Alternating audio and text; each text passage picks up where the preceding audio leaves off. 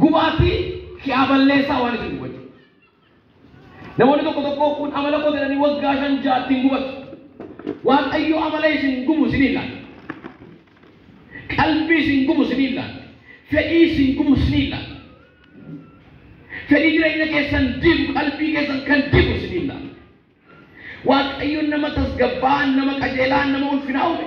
Edda Kiristoositti deebine immoo nuun deebine qajeelummaa qulqullummaa uffannee nama tasgabbaa ta'e. Galaatiyaa boqonnaa 6 Afuurri waaqayyo yeroo dhufu of qabuu isin barsiise. Makiinaan magaalaa kana keessa beeku hundi isaa yoo fireemii qabate wal dhaadee. Namni afuura qulqulluun hin gaggeessine nama dhaadee. Waldaa keessi nama qaxxaamura. Obboleessa isaa qaxxaamura. Sararri ibsaa immoo seera isaatiin yoo paralelii deeme malee hin gubu. Yoo wal qaxxaamure hin gubatu. Nuyi baay'ee keenya maaliif hin bobaanu maaliif hin nu beektu. Obboleessa keenya gumneerra waan ta'eef. Obboleetti keenya gumnee waan jiruuf ampulii keessa sirriitti. Kaan keenya lagaan nama gumnaa, kaan keenya barumsaan nama gumnaa, kaan keenya qabeenyaadhaan nama gumnaa, karaa nuti nama gubaa ol guban qabu. Fedhii waaqayyootti dhufuu hin dandeenye nuun ammayyuu sabni afuura waaqayyoon gaggeeffamu ulfina waaqayyoof jiraata. Fakkii waaqayyoo qaba, suuraa waaqayyoo calaqqisiisa, aadaa waaqayyoo mul'isa. Afaan waaqayyoo dubbata. Kaarensi biyya kanatti amma Profeesarii taatanis, Dookterii taatanis, Zeeroo keetii taatanis birriin kiisii keessan farankaan hin jiru. Nama makiinaa yaabbatee deemuu dandeessan. Profeesar Bayaanaa kee ganamaa saawara qofatee taaksiidhaan baasiidhaan dhagee. Bennaati dookumentii kan laale Profeesarii gargaaraa Profeesaraati nafee amadi saabatee guddaa waraqaa keessatti fidi biyyeedha.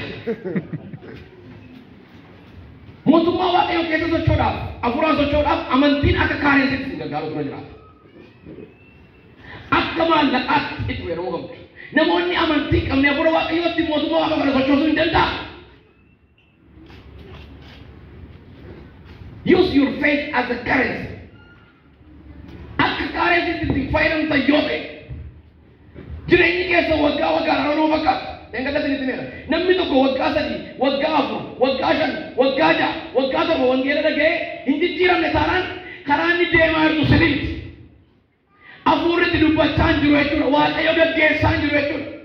Namni waggaa 10 keessatti fuulduratti siqu taanaan waggaa 5 keessatti amala 5 jaannis taanaan amane. Karaa inni jiru sirrii miti namichi kun kadhachaa hin jiru, macaafa dubbisaa hin jiru, fagoo jechuudha. Akkuma waggaa 10 irraa amantan, akkuma waggaa 3 irraa amantan, akkuma waggaa 5 irraa amantan itti jirtu taanaan namalli keessan. Ilaalaa dhaabadhaati. Afuurri waaqayyoo kun namoota kakaasa. Warra laphee isaanii kakeetti tuqa. Bara kana biyya lafaarraa guutummaa marsaa addunyaarra kufaatiin naamusaa baay'eedha. Waldaa dabalate. Kan biyya lafaa kufaatiin naamusaa kan baay'ateef human rights waan jedhamu akka malee extreme waan ta'eef daangaala waan jiru. Mirga dhala namaa waan ta'eef namni qullaa deema. Bara ammas kana koo mootummaa mirga qullaa deemu amanu jira biyya lafaa. Mootummaa dhiiraa walitti fuusutu jira amma biyya lafaa. Pirezidaantii dubartii of fuusutu jira biyya lafaa irraa. Amma koo namoonni baratanii koo sagalee waaqayyoo akkasidha. Saduraa Qorontos 6 namoonni tokko beekumsaan kan dheeranii sobatti lixanii. Mirga dhala namaa secularism and pluralism waan jedhu biyya lafaa keessatti akka malee hojjetu. Relative truth jira. Absolute hin jiru. Kun discussionii waldaadha. There is no absolute truth. Namni waan irratti walii galu isa dhumaa irratti walii galu hin jiru. Waan maqamnu compromise goonee jiraanna. Addanatti hin danda'amu dhiiroo dimokiraasii miti addanni teokiraasii. Addana sirna mootiitu jira. Baay'een keenya Haile Sillaaseen agarree garuu biyya kana keessatti mootii ture. Sirna mootii keessatti mootiitu seera sii baasa. Akka mootiin baasetti bulta. Qajeelfama mootiin gaggeeffamta. Sirni nuun kee jiraannu kun sirna mootiiti. Mootii keenyatti nu gaggeessa. Mootii keenyatti nu bulcha. Akka inni jedhatti waaqayyo immoo teknooloojii dhugaa deema. Isitti dhugaa deema malee. God never move with technology. But you can move with it.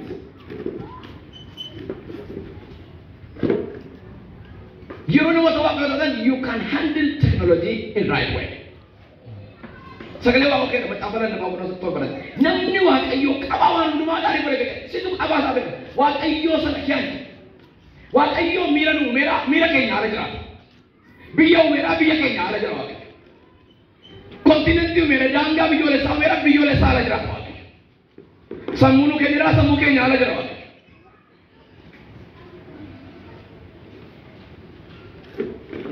Waan hundumaa waan waaqayyoo fooyyessu isinitti hin fakkaate. Wanti waaqayyo fooyyessu tokkittiidha. Ofiisaa nama godhe.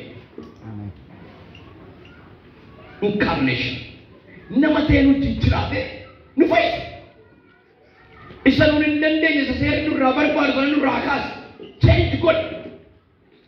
Kan biraas taayitiin hin jiru. Taayitiin qabu.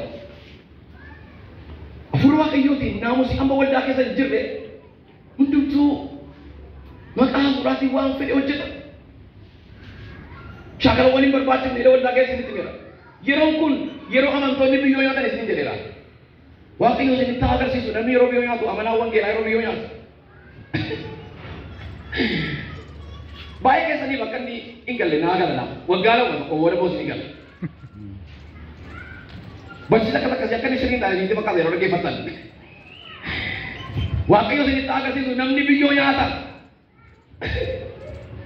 Macaafarraa akkasidha. Ati biyyoo nyaatu kan jedhamee hin boqa. Namni gaddeebi'ee waan inni hojjeta waldaa keessa.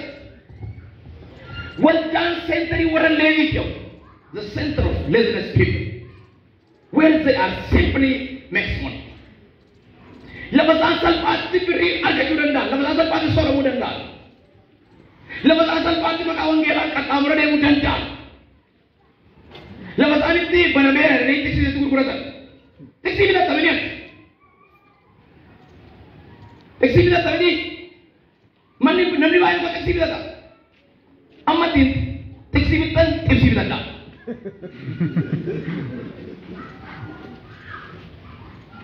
Bishaan tokko bishaanitti kan birii dhibba shaniin bittee amma duddu. Mee warra wanti qabdan warri afuroo qabdan. Warri kan waaqayyoo taatan warri lama faana dhalattan bishaanii warratti warri dhalattan qora keessa mirgaa ol kaasaa. Waaqayyoo isin dhaga'u. Isin dhaga'u waaqayyo. Harka keessa nu bira kaa'aa jiru fayyisaa. Seexana keessan of kiyaa baasa. Seexana keessan akkan isinii baasu eegina. Akka namni isinii baasu eegina. Ofii keessanii seexana keessan of kiyaa baasa. Baay'een keessan seexana qabdu. Seexana keessan of kiyaatiifadha. Eegala seetti meedha. Amma isin seexanaan nadhii seexanitti seexanni isin dhiisu. Till you tell him to leave you. Seexanni isin dhiisuu danda'u. Sagalee waa gara warra qalbiin isaanii gubame mallattoo seexanaadha. Inde ani waldaa keetti hin beeku. Waldaan kani eewti. Waldaan kani nyuutattan. Dhuguma waldaan kan Kiristoosii. Ammoo kan dhikeetti. Yookaan isaa ta'e ammoo. Ani wanta kau jadi apa? Yogi syaratnya namanya pakai jaket serem juga.